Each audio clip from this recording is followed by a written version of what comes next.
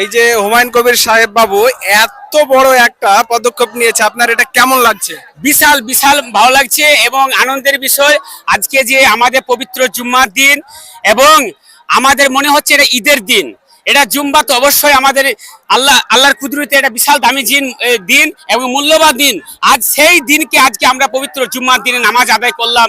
এই যে বাবরি মসজিদে প্রথম উদ্বোধন হলো এবং প্রথম জুম্মা, আমরা বড় খুশি এবং বিশাল খুশি, আনন্দিত। এতে হুমায়ুন কবির সাহেব তিনি যে একটা উদ্যোগ নিয়ে একটা বাবরি মসজিদের উদ্বোধন করলেন, তার প্রথম জুম্মা আজকে।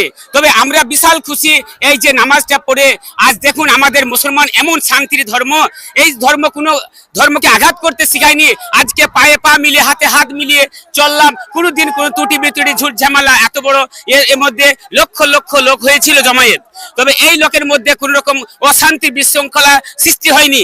আজকে এমন একটা দিন গেল শান্তির দিন, যে আমরা নামাজটা পড়ে এত খুশি হলাম, এত খুশি হলাম।